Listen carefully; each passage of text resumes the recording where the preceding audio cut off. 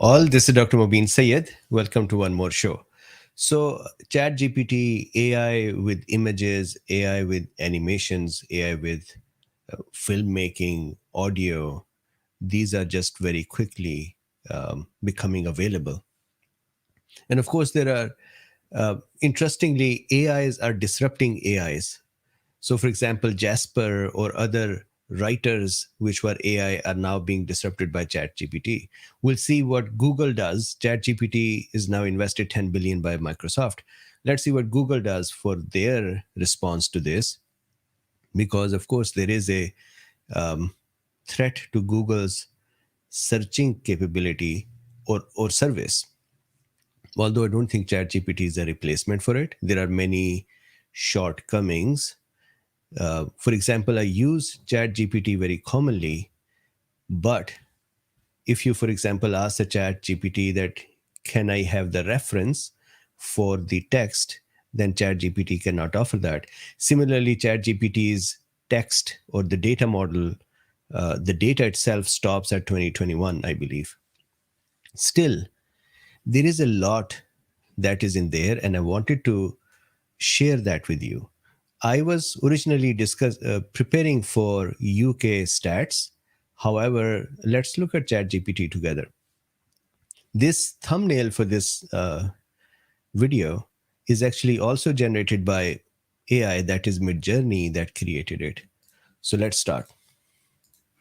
So very quickly, this is Midjourney and the thumbnail produced by it. Then this is drbeen.com. In the description of this video, there is a link if you would like to have access to drbeen.com, more medical lectures. And this was actually my preparation today. We can look at that later. Let's look at ChatGPT. So I asked ChatGPT today, what is T cell exhaustion? And it responded, T cell exhaustion is a state of decreased function. So let's actually do that together. I'm going to say new chat on this side. And they seem to have died. Okay, so let's see. If I say, what is T cell exhaustion? Let's see if it can answer or it is under heavy. Okay. So it said T cell exhaustion is a phenomena where T cells, a type of immune cell, become unresponsive to repeated or prolonged stimulation. So unresponsive to repeated or prolonged stimulation. So higher frequency of stimulation or increased time of stimulation during an ongoing viral infection or cancer. And I would suspect for other antigens as well. This leads to a reduction in their ability to produce cytokines, divide and kill infected cells, ultimately leading to a decreased immune response and an increased risk of persistent infection or cancer progression. T cell exhaustion can be a result of various molecular and cellular mechanisms, such as the upregulation of inhibitory receptors, changes in cytokine signaling, and epigenetic modifications. Beautiful summary of the answer. And that is the fun part of this. So, for example, before I dig deeper in it with ChatGPT, what it is saying is the following.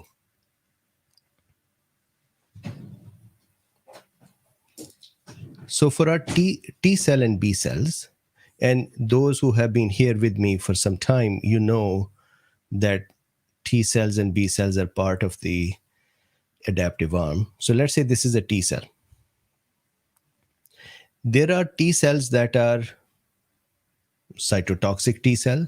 There are T cells that are helper T cells. Then there are, so T helper, T cytotoxic, and then there are T regulatory cells as well. You could think of these as these cells are pro-inflammatory cells. They take part in inflammation. Although T helper cell go this way as well, and that is why it's not necessarily they all helpers are pro-inflammatory. But let's go with that simple concept. These are pro-inflammatory. On the other hand, T regulatories are anti-inflammatory. Their function is to start suppressing the inflammatory or inflammation as the time goes on. And I have done this discussion in the past as well, that when our immune system becomes active, what it does is it activates, let's say, B cells and T cells. At the same time, it also activates helper regulatory cells. And the job of the regulatory cells is that a few hours or days later, stop the other cells that are activated. And this is how inflammation is controlled. Sometimes this inflammation is not controlled, and we just keep staying in the inflammatory state. Now, these cells, T cells, when they are born in the bone marrow, they are pre-naive. So before naive, this is a stage, they are just born, they release from the bone marrow, they go in the circulation, but they cannot do anything yet. Their first destination is to go in thymus. Inside the thymus, these cells will be tested a couple of times. One is the other cells in the thymus, and I've done that discussion separately, the thymus training. Other cells in the thymus are going to make sure that this new T cell, this baby T cell, let's make it a little baby cell. Baby cell, can it even interact with other immune cells? If it cannot interact, then this cell will be killed, because eventually it's not going to work with any other immune cell. It has no use. Similarly, if it does interact with the other cells, that means it's a good cell. It will work with the other cells to react to antigens. Now the question becomes, will this cell, this little baby cell, react to our own antigens, our own body's proteins, our self? And if it does react to that as well, then it is also killed. So if it doesn't react, it is killed. If it reacts, but reacts to our body, then it is killed as well. This is why T cells are always very scared of going into the thymus. You can see the T cells and their parents standing outside of the thymus and praying, and they are just kind of pushing the T cells in, and the T cells don't want to go in. And then on the other side of the thymus, there are lots of dead T cells coming out because they didn't behave well. Still, there can be some T cells that can come out and still become exposed to our antigens, our self antigens. And so that is the peripheral tissue, peripheral being away from thymus or others than thymus. In the peripheral tissue, T cell becomes exposed to our antigens and to other antigens. And if it starts attacking our tissue, then autoimmune disease can occur. And give me 1 second. I want to make sure that Kyrie is scratching the door. She can come in. 1 second, please.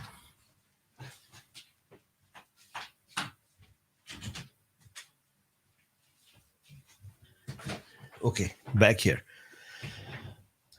So in the periphery, if a T cell starts misbehaving, then our body tries to create, and now the Kyrie is here, so you're going to see her tail moving around on the screen. Then we work to create peripheral resistance or peripheral tolerance to self. Peripheral tolerance is that this T cell, let's say now it is out in the tissue, it is now fighting with the, or waiting to be fighting, it is a naive T cell. And then in the tissues, it has an antigen presented to it. Here is an antigen. And that antigen is, let's say, SARS-CoV-2 or a bacteria or something else, not our body. The T cell would respond to it. But It is what Chat GPT just said. But if you continue to expose this T cell, this antigen, either at a high frequency or for a longer time, then this T cell will start becoming tolerant. And there are mechanisms for that as well. So it's not just the exposure and the time of exposure. There are actually receptors on the T cell. For example, there is a receptor called PD1, program cell death 1. And then similarly, there are receptors, for example, CTLA4. These receptors, if you stimulate them, then this T cell will become inactive. And what does it mean, becoming inactive? Look, Kairi just wants to sit in my lap. My apologies. So she's now with me. Okay. What does inactive mean or exhausted mean? The T cell will have, if the PD1 and the CTLA4 are activated, then there will be actually genetic changes. That means the DNA, some genes would open up and some genes will close. The end result will be that this T cell would reduce producing cytokines. And cytokines are important messenger molecules, correct? Their job is to give messages to the other cells to amplify them or to modulate their behavior. So this T cell would now reduce the cytokine production. It would have the gene expressions changed as well. So it may not respond to these antigens anymore. And this is exhaustion. T cells can actually be brought out of exhaustion as well by blocking these receptors. So now let's go back to what Chat GPT was saying. It is saying T cell exhaustion is a phenomena where T cells, a type of immune cells, become unresponsive to repeated or prolonged stimulation during an ongoing viral infection or cancer. This leads to a reduction in their ability to produce cytokines, divide, and kill infected cells, ultimately leading to a decreased immune response and an increased risk of persistent infection. Now let's do this. I'm going to say, can you elaborate on the molecular mechanisms of T cell exhaustion? Sure. The molecular mechanisms of T cell exhaustion are complex and involve the activation of several signaling pathways, transcription factors, and epigenetic changes. Some of the key mechanisms include upregulation of inhibitory receptors. And look at this. It is talking about program death 1, PD1, T cell immunoglobulins and mucin domain containing protein or TIM3, and lymphocyte activation gene 3, LAG. And let's see if it talks about CTLA4. It didn't talk about that. Then it says changes in cytokine signaling. T cell exhaustion is associated with altered cytokine signaling, particularly a decrease in the production of cytokines such as interleukin 2 and interferon gamma. Now, interferon gamma, we have done this discussion in the past as well, that what happens is, let's say this is the innate arm. And let's say this is acquired arm. Innate arm, acquired arm. Let's say we just make one representative cell of the innate arm over here, macrophage or a dendritic cell. And this cell has gotten hold of an antigen, let's say a virus or a bacteria or something else, and then it is presenting it to the acquired arm cells, and we have a helper T cell, T helper 0 here, naive T cell, which can then become T helper 2 in the presence of interleukin 4 and absence of interleukin 12, or it can become T helper 1 in the presence of interleukin 12. Normally, that interleukin 12 is released by these cells, the innate arm cells. In turn, these cells, for example, T helper 1, can in turn release interferon gamma. And this interleukin 12 interferon gamma is called an axis. And here, interferon gamma would go and amplify the function of the innate arm. Interleukin 12 activates this T helper 1 pathway and then the cytotoxic T cells, CD8 positive cells. And that is the activation of acquired arm. So as you can see, these arms kind of amplify each other. So imagine now that if some T cell cannot produce interferon gamma, that means it cannot work on the innate arm to say, hey, innate arm, become active. So now what would happen is T cell itself is exhausted, plus it is not releasing anything that would activate the innate arm or amplify the innate arm. And the whole immune system generally would tend to behave in a low key way or with less intensity to whatever antigen to which T cell has become exhausted. So beautiful mechanism. So it talked about the interferon gamma, interleukin 2. Then epigenetic modifications. During T cell exhaustion, there are changes in the epigenetic regulation of gene expression, including histone modifications and DNA methylation. What a beautiful thing it just said. So let me explain what that is. So if I go back here and imagine this is the nucleus, actually I have to draw a new one. Imagine if I open up the nucleus of a T cell. So we have cut down the cell. This inside is the nucleus. Of course, nucleus has a long rope of DNA, right? I'm calling it a rope. And that DNA, imagine if you have a garden hose or if you have a long rope, which is just uncoiled and just tangled up and messed up. If you leave it there on the floor, it would just continue to become tangled. And when you want to actually function with that thing, when you would try to open it, it will all be messed up and tangled. So our DNA is a very long thread and very delicate microscopic thread. We cannot afford that little thread to become jumbled up. So what we do is we organize that thread, the DNA. What we do is we have proteins called histones that make these structures like this. And the DNA is inserted into this long protein, comes out of it, and then it kind of wraps around the histones. Then it goes back in this protein and comes out on the other end. Almost we wrap it around the balls and then we tie it with this locking protein. Epigenetic changes mean that there are changes to these histones done so that they would allow this part of the DNA to open up more easily. And now the expression of certain genes will become easy.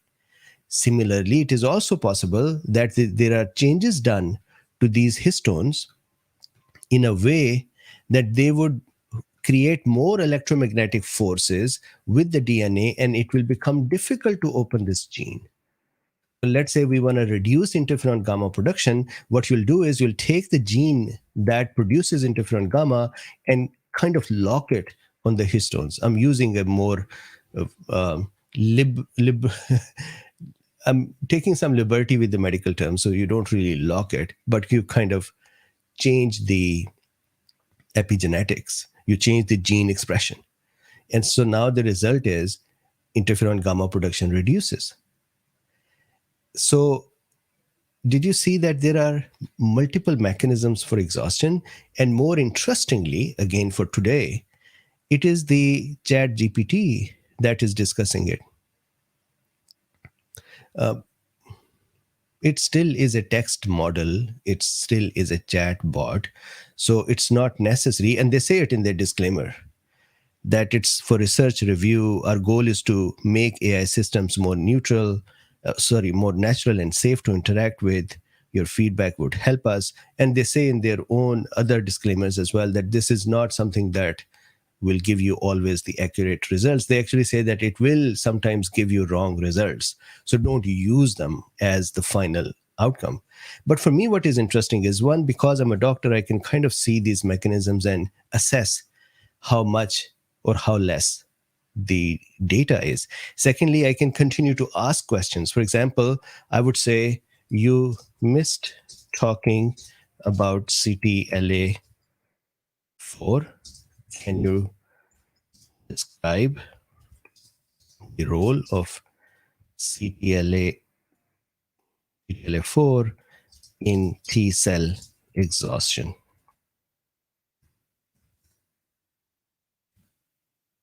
Yes, I apologize for not mentioning CTLA4 earlier.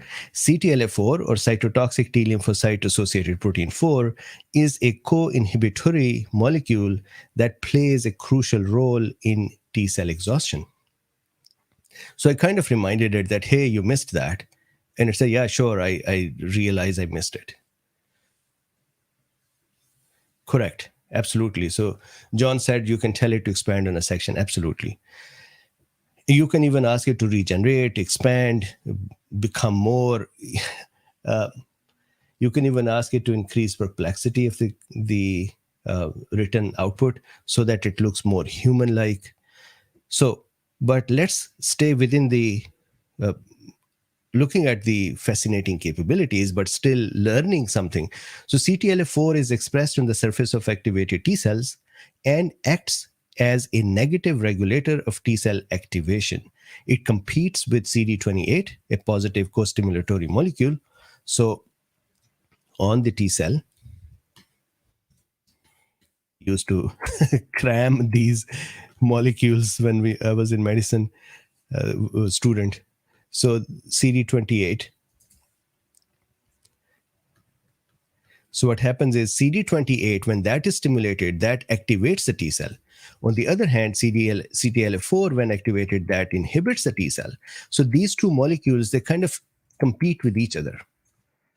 It competes with CD28, a positive co-stimulatory molecule, for binding to the same ligand on antigen presenting cell. So what happens is, let's say there is an antigen presenting cell here, macrophage or a dendritic cell, or there are three professional antigen presenting cells: B cells, macrophages, and dendritic cells. Then every nucleated cell can actually be antigen presenting cell as well, but they present it on MHC1. Anyways, technical thing. Let's say there is a antigen presenting cell here, and that is presenting an antigen. It is saying, hey, look, I captured this virus and here is a piece of it. And now both of these guys are going to try to work with it. So if CD28 binds with it, then the T cell will become activated. If CTLA4 will bind with the co-stimulatory molecules over here, then T cell will become exhausted. This leads to a reduction in T cell activation, proliferation, and cytokine production, contributing to T cell exhaustion. In addition, CTLA4 can also act as an internal brake on T cell function by downregulating the expression of co-stimulatory molecules such as CD28. We actually used to, because you've seen now, I like to be visual. I actually used to think of this CTLA4 as a little brake on which you can slam your foot to stop this brake to stop this cell from functioning. So when you slam the foot on this brake, the CTLA4 is activated, not by the foot. Then the CD28 expression is downregulated so that there are less CD28 to become activated or become stimulated by the antigen. All mechanisms to make sure that the T cell is becoming exhausted and it will not become active again. Targeting CTLA4 with checkpoint inhibitors has been shown to enhance a T cell function and reverse T cell exhaustion on preclinical and clinical studies, making it a promising therapeutic target for the treatment of chronic infections and cancers. We actually saw that in that cancer patient from UK. So this is what it produced. If you wanted to go further in depth, it will go further in depth. But I also wanted to share one more aspect. And this was just my own fascination to see as a medical doctor, what does Chat GPT do? Let me show you one more shortcoming, just like it didn't expand on CTLA4. Let me show you one more thing. If I said, Do you have references for the assertions you made above?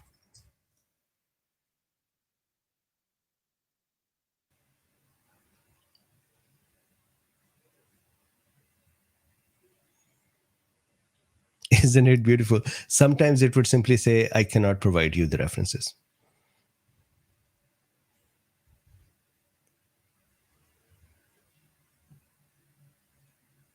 Alcuin says it is also known to invent references. Yes, I've seen the videos where it just gave bogus reference, and if you actually go to the reference, there is nothing there.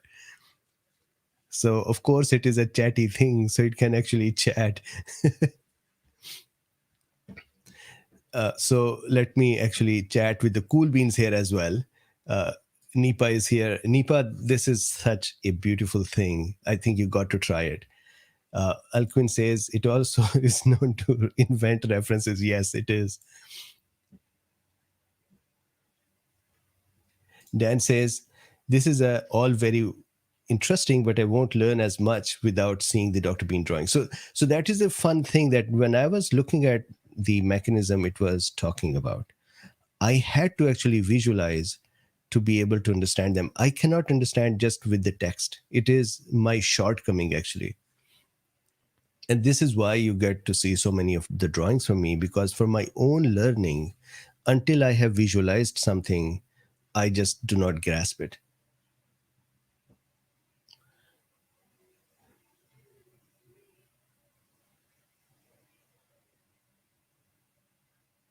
So I'm gonna go.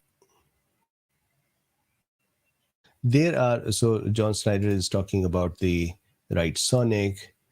Um,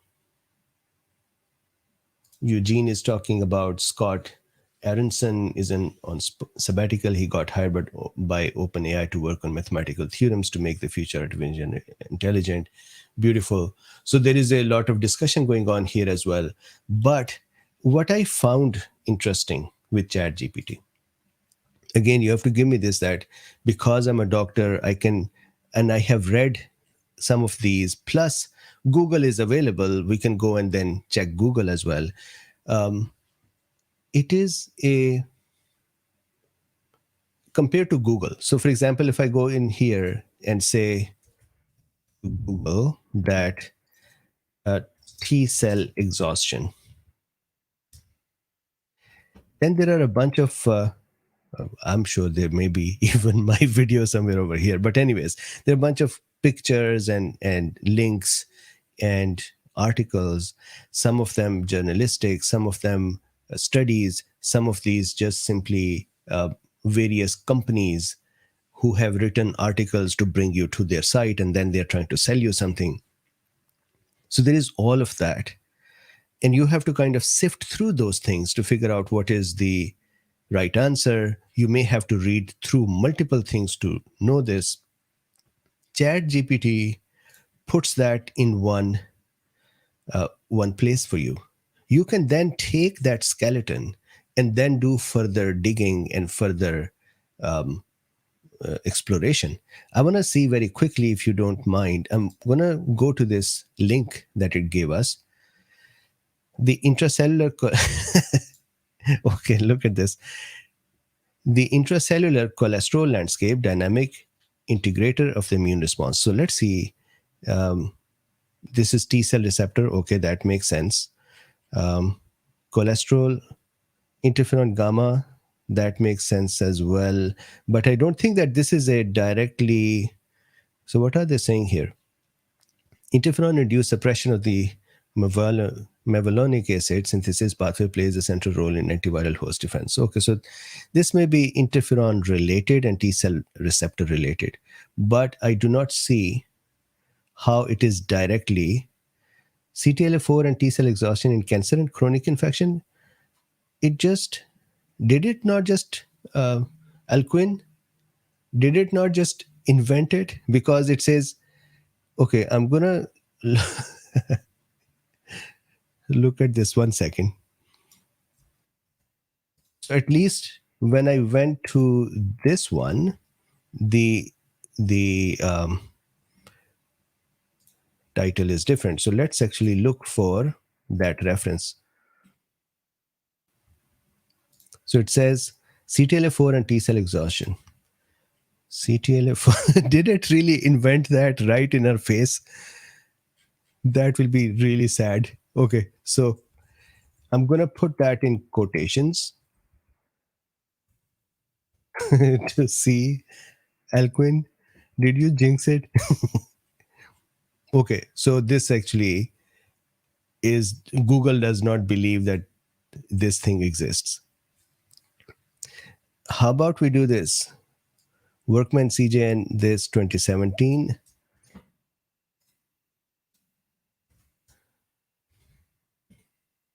You mean, okay, that's fine. Application of the machine learning in what?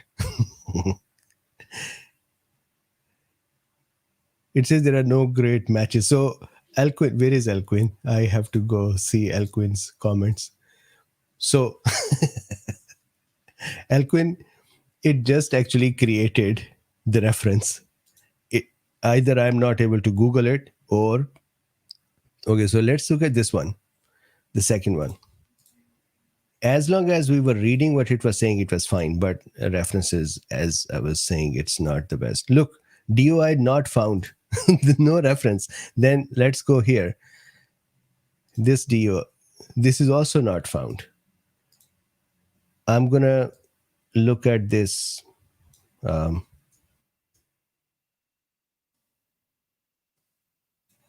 This particular title and then see. So the title is Targeting CTLA4 to Treat Cancer. If I go here, combination of CTLA4 to treat. So there is no direct. So it looks like references are not, it's not reliable at all. So that is one shortcoming. Secondly, the data is up to 2021. But these mechanisms are good that you can then go and look through Google into those or find these in books and read them. Now, let's do one more thing. This was actually very interesting for me. I opened up this book. So this is, if I go to the cover of this book, I have to see what it is, 12% Essentials of Diagnosis. If I go to the cover of this book, this is Current Medical Diagnosis and Treatment, updated annually 2022. Maxine A. Papadakis. This is a beautiful book. It's an American book. Many of the medicine books are UK books as well. However, this current, I really love it. So if I now go into this books, that 12%,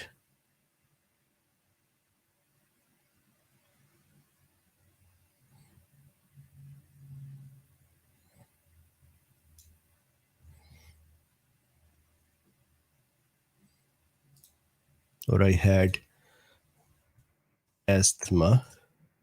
I missed that place now. You're going to make fun of me. So I'll go to this, go to asthma, and then close this guy. So here we are back to asthma. So there is a definition here or opening here in this book, Essentials of Diagnosis. And if you look at the essentials of diagnosis of asthma, the essentials are episodic or chronic symptoms of wheezing, dyspnea, or cough. So bouts of cough or chronic, wheezing, dyspnea, and cough. Wheezing is that whistle-like sound, like that. Symptoms frequently worse at night or early morning. Prolonged expiration and diffuse wheezes on physical examination. So when you ask the patient to take a deep breath and exhale, their exhalation or expiration will become prolonged because the air cannot flow out more easily. Limitations of airflow on pulmonary function testing or positive broncho provocation challenge And then reversibility of airflow obstruction, either spontaneously or following bronchodilator therapy. So you give the short acting bronchodilators, and the patient starts feeling better. And um, that is an essential part of the diagnosis of asthma. So if I now go to Chat GPT and I say, I actually had done that before. So I, I said to Chat GPT, please tell me the essentials of diagnosing asthma. And it said, to diagnose asthma, a healthcare provider may use the following steps: medical history, physical exam, lung function test, allergy test, exercise challenge test, imaging studies.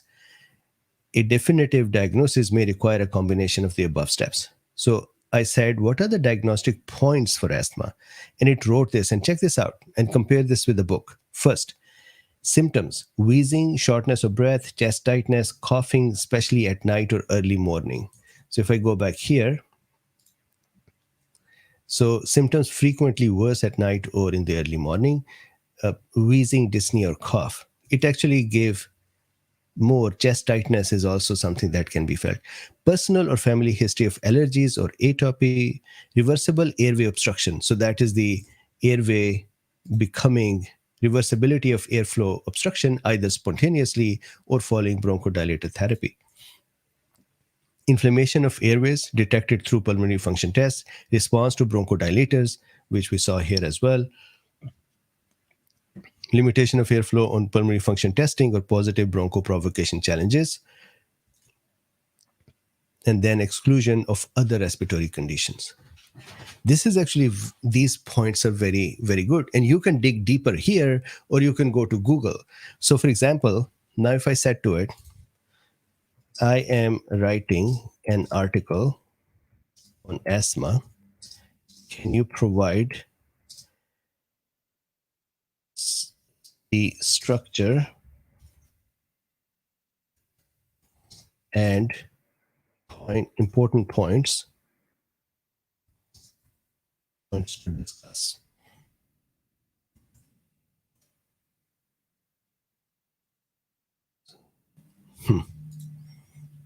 So sometimes it dies.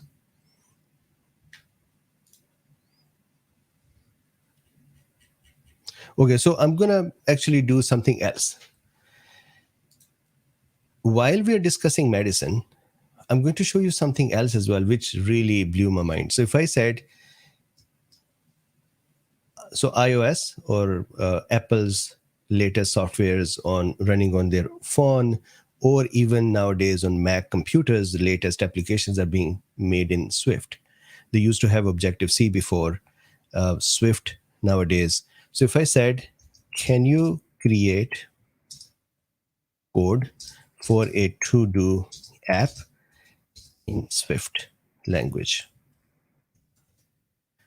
Now, all of a sudden, this little uh, medical discussion is now changing.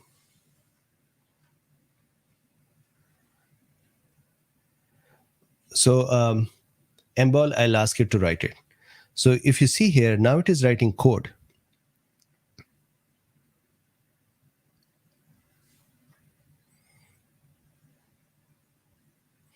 And what I'm hearing from engineers, from my own sons who are also engineers, that these, with some minor changes and modifications to rectify some errors, these actually work.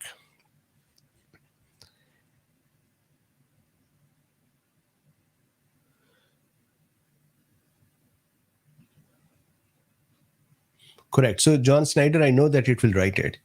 However, it is interesting that the way I worked with Chat GPT is, I first said, give me a structure of an article and the headlines in that for, let's say, asthma. So now I know that what are the big points. Then you can say, okay, now elaborate on each point, and you can keep going deeper.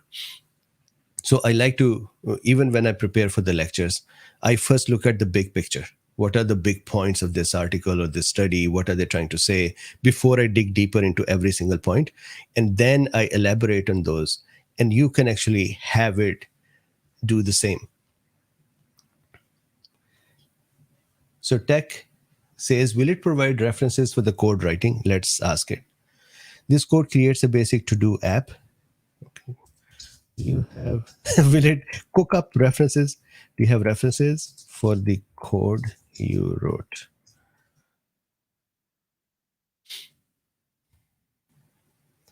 So I don't think it is great at references. And now it's going to once again start making up stuff. I hope this works. So at least I know Ray Wenderlich and his work and his site. I have worked in Swift language before, so this is good. iOS and Swift videos. If I then go here to the second one, developer.apple.com. So of course, there's a too generic of a reference that, hey, just go to developer. And hacking Swift, learn Swift for free. Very good. So now if I go back here, and as there was a discussion that, hey, ask it to write that, let it write, it can write. So write an article on asthma with medical details for a medical journal.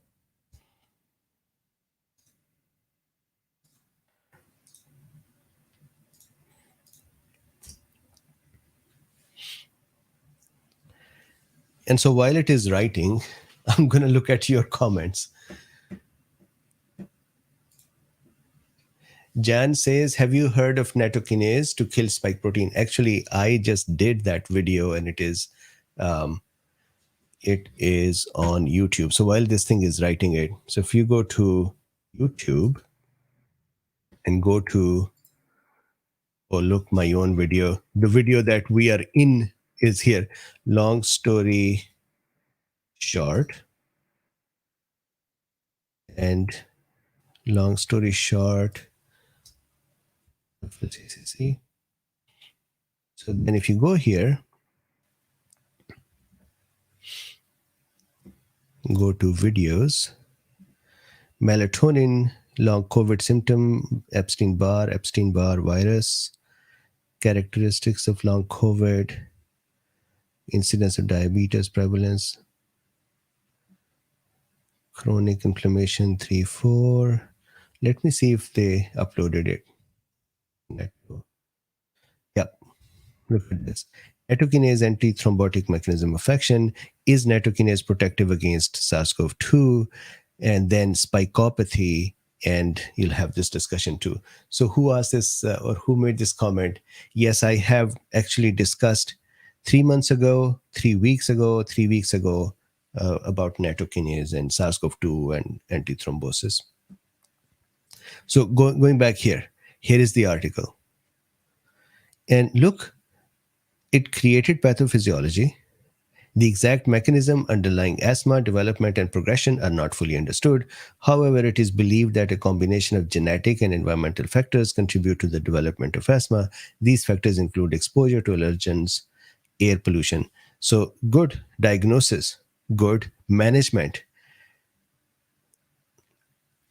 So if you are a doctor or a nurse or an NP or a PA or a dentist or related to this profession, that you can make sure that what you have here is you can look for accuracy, you can connect the dots. Then the structure of articles, structure of even thinking. So for example, I asked it this question, which I thought was, for me, I had been trying to piece together this part. So let me ask it this question in front of you. What are the interleukins that downregulate the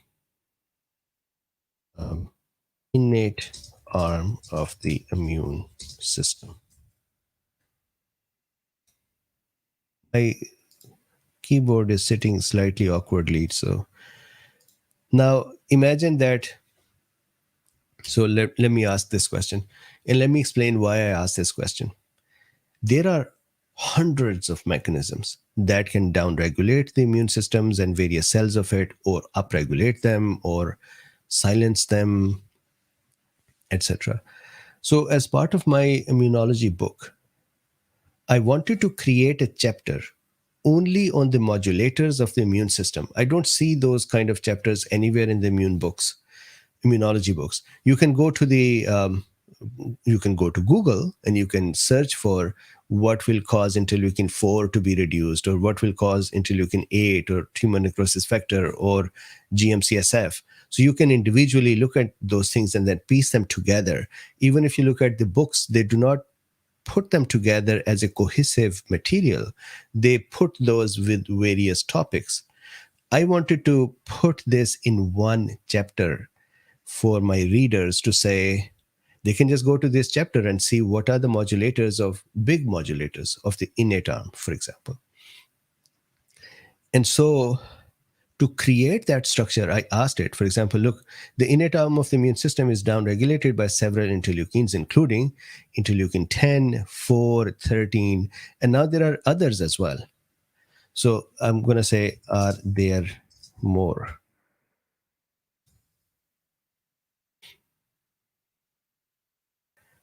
Right? So I could look at this and say, well, these are not all the ones.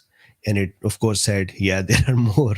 So that is the only thing, that one cannot take any one answer as the final deterministic answer. One has to keep digging deeper and knowing more.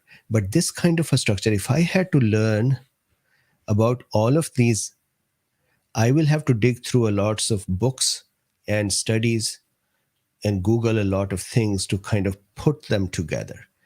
It kind of puts these things together for you, and then you can go in depth with whatever is your standard way of researching and putting things together.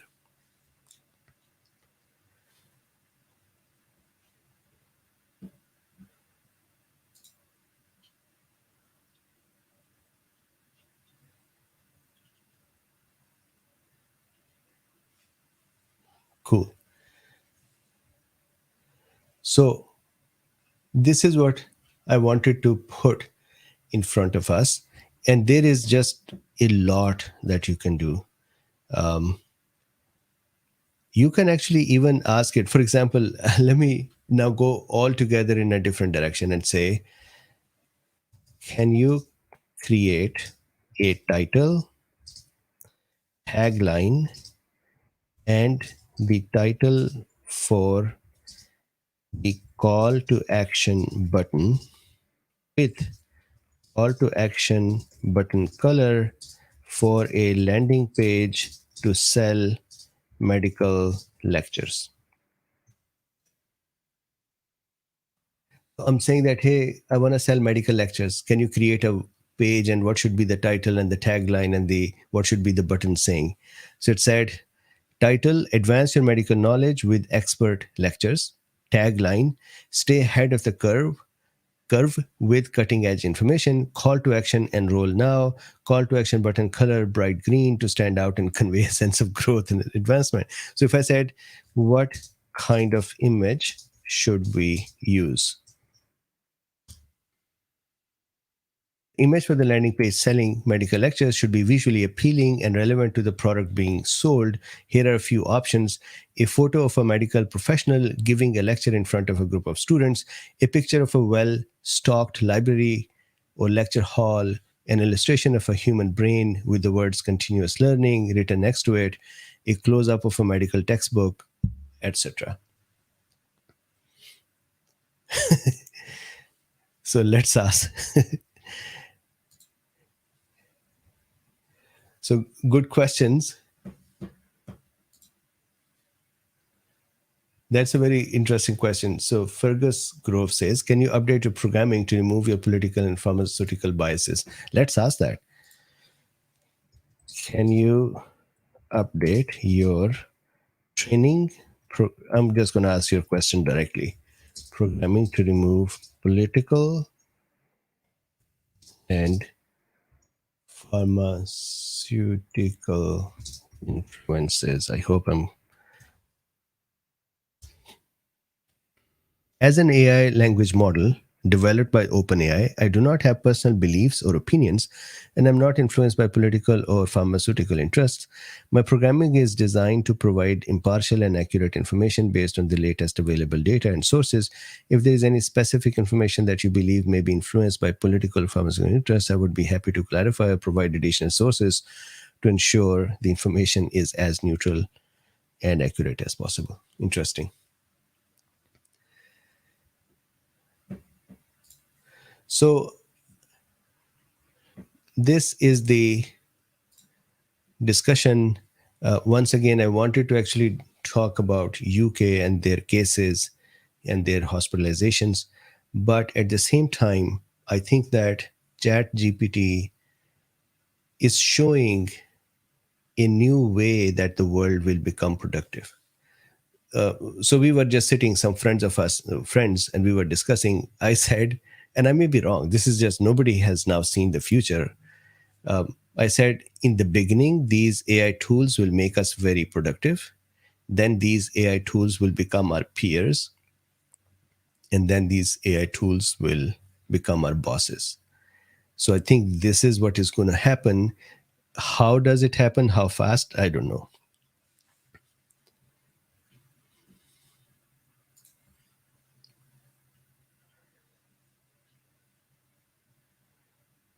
So,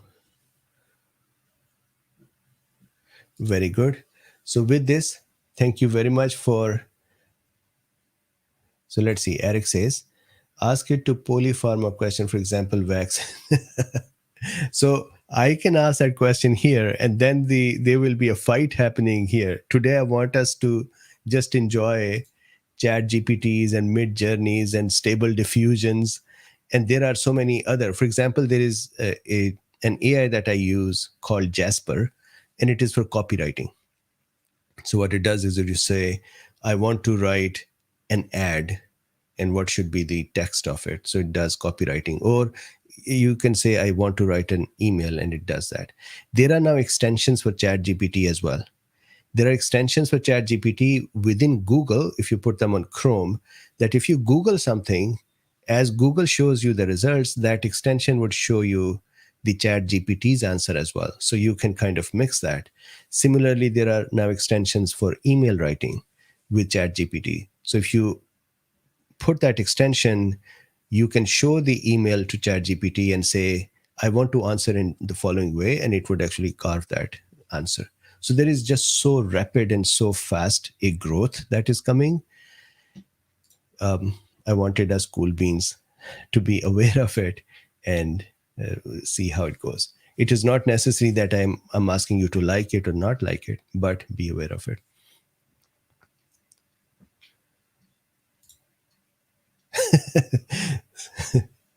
Stephen Tracy says the only thing that can stop what he's talking about is electromagnetic pulse from the sun to burn out all electrical devices, and therefore I cannot exist without it. Thank you very much, everyone. Please like, subscribe, and share.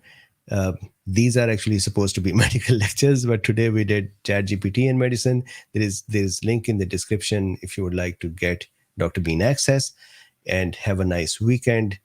And I would like to hear, just so that we here, Cool Beans, can learn more.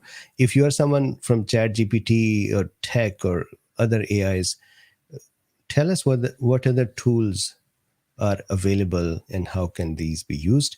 With this, thank you very much. Have a nice weekend. I'll see you on Monday. Bye bye for now.